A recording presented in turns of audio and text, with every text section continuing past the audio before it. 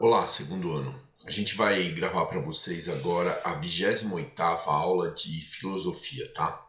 A gente vai falar sobre existencialismo e o principal expoente do existencialismo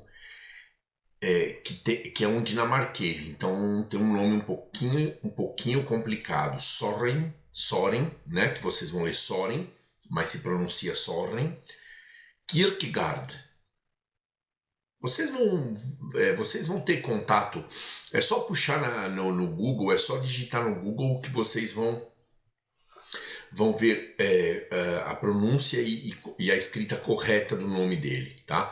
A partir de agora a gente vai se referir a ele como Kierkegaard, que é o filósofo considerado pai do existencialismo. Gente, na época em que viveu Kierkegaard, início do século XIX, a Europa passava por uma época de desespero também. Né? Ele é sucessor do Schopenhauer. Né? Na verdade, eles são contemporâneos, e Hegel também, porém o cenário mundial impressionou a cada um deles de forma diferente. Kierkegaard procurou uma explicação lógica, uma explicação não lógica, perdão, eu usei a palavra errada.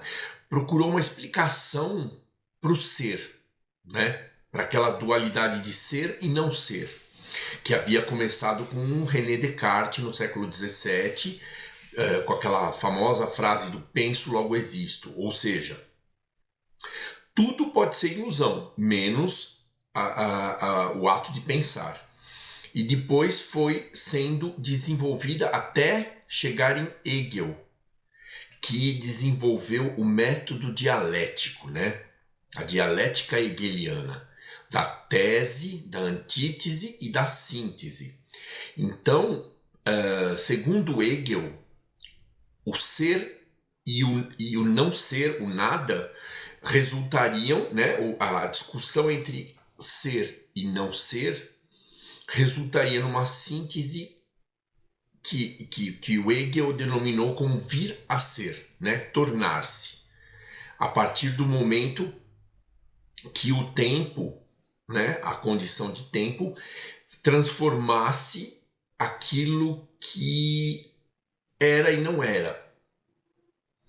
E aquilo podia ter um resultado de vir a ser. Se aquilo... Bom, enfim, é um pouco profundo, tá? A dialética hegeliana é um tanto quanto profunda porque apela para o racionalismo. O que é real para Hegel? O que era real para Hegel? Aquilo podia ser raciocinado. E o que poderia ser raciocinado é só o que fosse real. O que fosse ilusório, acho que a gente falou a respeito disso em Hegel, não poderia ser raciocinado. O que apresentasse contradições iniciais, né, na sua base, não poderia sofrer raciocínio, portanto não poderia vir a ser realidade, né? Era e não era, porém não poderia vir a ser, porque não era raciocinável, né?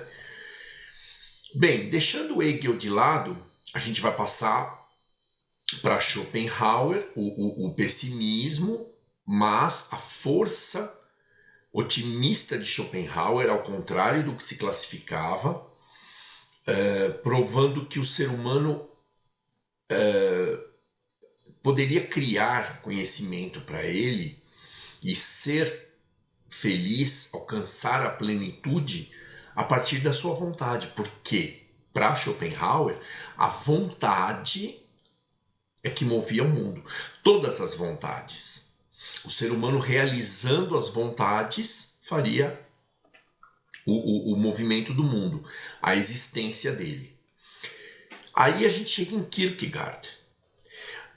Aqui na apostila de vocês tem um preâmbulo explicando que Kierkegaard seria o filósofo certo para explicar a existência, porque ele vivia em conflito, né? Na verdade, Kierkegaard, além de filósofo, ele era teólogo.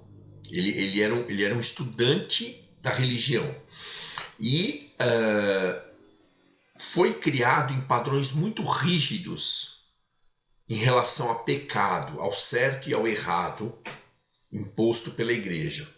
O pai também teria sido, eu fiquei sabendo disso agora, que o pai teria sido, como a gente fala hoje em dia, carrasco demais, ditador demais, né? Muito severo, muito austero. Então, Kierkegaard poderia ter muitos motivos para explicar o desespero. Aí ele lança no campo filosófico uma teoria a respeito da existência do ser humano. Qual existência do ser humano poderia fornecer completude para ele mesmo? Ou seja, poderia torná-lo pleno entre a existência, entre as duas que ele propôs, né? A existência estética, aparências, vamos deixar bem claro desde já, e a existência ética, reflexiva, a respeito de si mesmo. Ou seja, na existência estética seriam levadas em consideração e tomadas como as únicas coisas, as únicas razões para felicidade, coisas externas, coisas aparentes, né? Coisas perecíveis, né? Como o dinheiro, poder, amizade. E, além de tudo, esses fatores estariam fora do alcance da decisão do sujeito. Ou seja, contariam com o acaso, né? O ser humano ele pode se esforçar muito para obter satisfação estética, né? Obter as coisas que ele quer, poder, dinheiro, amizades, coisa e tal. Mas todas essas coisas, todos esses objetos de desejo do estético, da existência estética, do ser humano que opta pela existência estética, estão fora do seu controle. Podem ou não acontecer, né? De acordo com o acaso, de acordo com a sequência de acontecimentos. Já na existência ética proposta por Kierkegaard, esse mesmo indivíduo ele valorizaria mais a sua consciência, valorizaria mais a sua reflexão sobre a própria existência. Em outras palavras, o que daria completude, o que daria plenitude para um ser, o que daria... A gente tem que achar palavras bem legais para falar isso para vocês, porque é muito complexo. O que daria alegria e satisfação para o ser humano seria a noção que esse ser tem, que esse sujeito tem, praticando uma existência ética, a respeito de si mesmo, de sua existência e dos conflitos que ele possui, das coisas que lhe causam mal.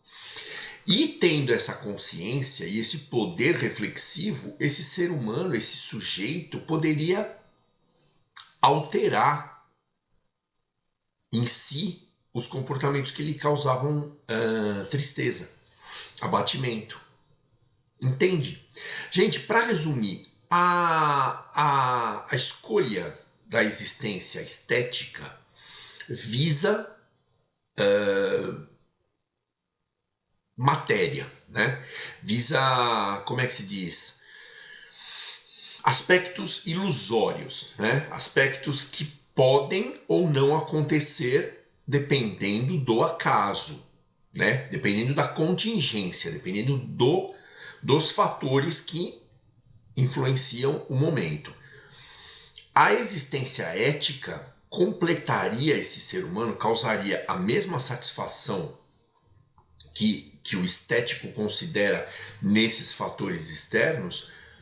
A existência ética obteria a mesma satisfação tendo noção completa da sua existência e exercendo poder sobre ela, poder de mudança, poder de adequação.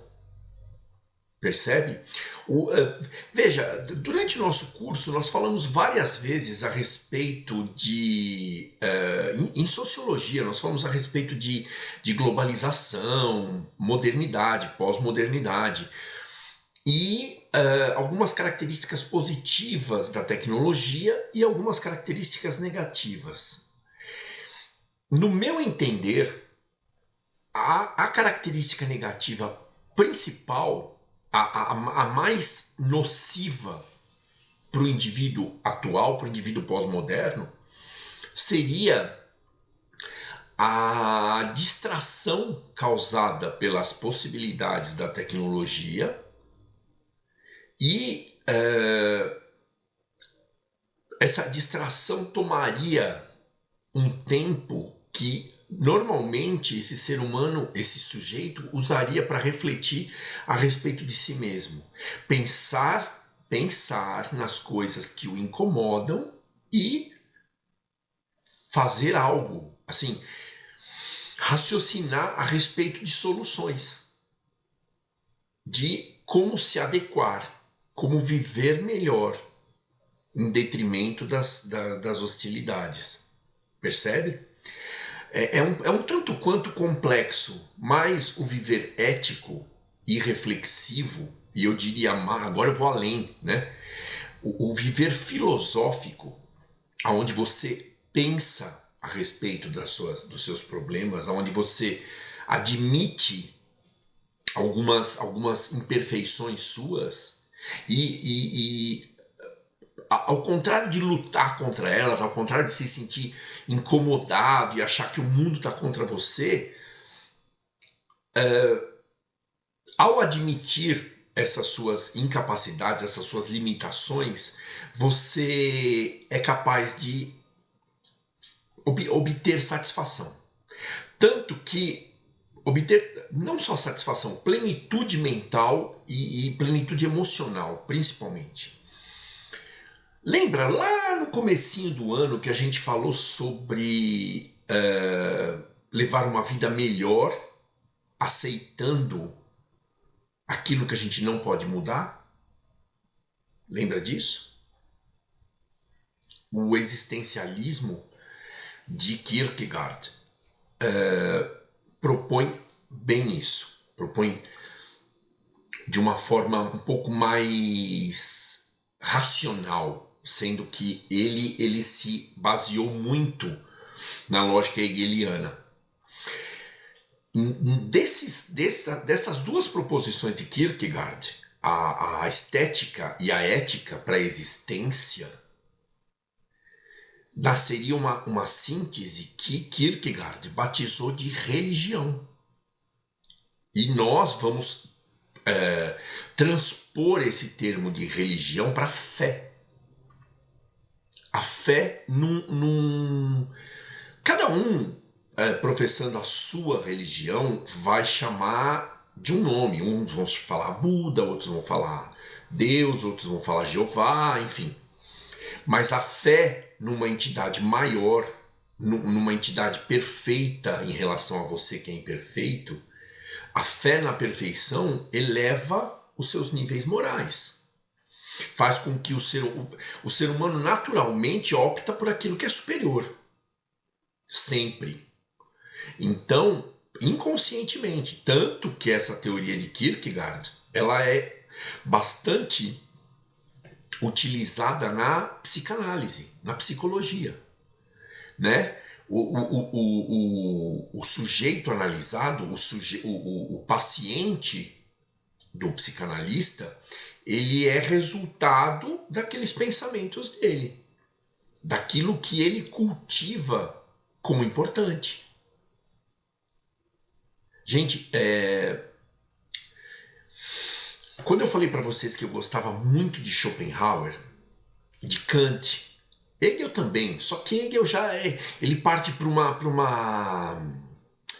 uma questão de lógica, né? Uma sucessão de lógica, eu diria, que é um aperfeiçoamento da lógica de Descartes, que modificou o modo de pensar do ser humano. Se você estudar Kant, você estudar Schopenhauer e depois você vier para Kierkegaard, você vê que a evolução da importância do sentimento, a evolução da importância da emotividade, da subjetividade, é crescente. Ou seja, seguindo essa linha filosófica, né, a partir de Kierkegaard tem outros, né, também contemporâneos, você vai perceber que a sua positividade e a sua fé numa entidade maior perfeita vai te dar motivação e vai te dar coragem e poder para isso, para se modificar, para alcançar a sua plenitude, mesmo tendo certas limitações. E essas limitações sendo aceitas por você. Eu vou tentar levar isso para uma comparação bem grotesca, né? Aquele passarinho, eu não concordo com nada disso. Para mim, passarinho tem que estar na natureza e coisa e tal. Eu só vou usar isso como exemplo. Como se o passarinho tivesse vontade própria, né? Se não fosse só instinto. Se o passarinho se conforma em estar engaiolado e para de se debater na gaiola, aquele passarinho que é capturado num alçapão, aquela coisa toda, aquele passarinho silvestre, se ele se conforma de estar engaiolado e procura viver a melhor vida possível dentro da gaiola, comendo o alpiste, tomando a aguinha que o indivíduo que colocou ele lá dentro fornece, coisa e tal, e passa, olha, isso é um exemplo, hein? E passa a viver uma vida legal dentro da gaiola, se balançar no balancinho. Na cabeça dele, ele sabe que ele tem a gaiola como limitação. Porém, ele decidiu não se machucar, não se ferir, se debatendo na gaiola, achando que dá para voar. Percebe onde eu quero chegar, gente? A consciência das suas limitações, do seu espaço e daqueles pensamentos que são nocivos a você, através da reflexão, da vida ética, podem te levar à decisão de mudança. E essa decisão de mudança, essa decisão de se sacrificar, de sacrificar uma coisa que é sua, é o princípio da religião, da fé. É a fé numa entidade superior, perfeita, incorruptível, que vai te dar força e vai te dar motivação para alterar a sua realidade ou fazer algum sacrifício em seu benefício. Tipo, se privar de algumas coisas que você gosta para emagrecer. Não é uma preocupação que atinge vocês na adolescência, mas a mim atinge. Por exemplo, não fumar, se privar de um prazer muito grande para obter saúde pulmonar. Não beber para não arrebentar o fígado. Entende? Se privar de prazeres. Inclusive, gente, tem um exemplo, eu acho que aqui tá aqui até na apostila, que Kierkegaard sugeriu que a síntese entre a estética, mundo de aparências, e a ética, a estética que cultuaria um vazio na mente do indivíduo e a ética, uma opção de vida na qual o indivíduo pode raciocinar a respeito do seu poder, resultando em religião, como exemplo moral. Ele usa um exemplo na literatura dele que seria o exemplo de Abraão tendo que sacrificar o seu filho Isaque a pedido de Deus na época, né? na situação dele lá. E chegou a vias de fato, né, para quem conhece a história religiosa, até o momento de sacrificar a criança. Foi quando Deus reconheceu a fé incondicional de Abraão e teria dialogado com ele e admitido e falado para ele: olha, perdão, eu reconheci sua fé inabalável em mim até agora, a sua vontade de ser cada vez melhor, mas isso de você sacrificar o seu filho tinha sido um teste. Você não precisa fazer isso. Mas o Abraão foi até o final, né? Foi até o momento de sacrificar mesmo o filho dele. Gente, esse filósofo Søren Kierkegaard, né, como se pronuncia o nome dinamarquês, é um cara que traz muita contribuição na sua obra para a psicanálise, para a responsabilização que o ser humano vai ter a respeito dos seus atos. Quando ele propõe a filosofia estética em detrimento da filosofia ética e vice-versa, o Kierkegaard procura situar na mão do sujeito que faz a escolha a liberdade, que depois vai ser chamada de livre-arbítrio. Aliás, desde Santo Agostinho, né, é chamada de livre-arbítrio. Mas, na filosofia de Kierkegaard, os resultados das escolhas são responsabilidade daquele indivíduo que a fez. Portanto, a reflexão e assim, a noção de que as nossas escolhas nem sempre são as certas, mas a nossa intenção seria a melhor, nos dá paz para viver, nos dá tranquilidade, nos dá plenitude e com isso tudo satisfação, né?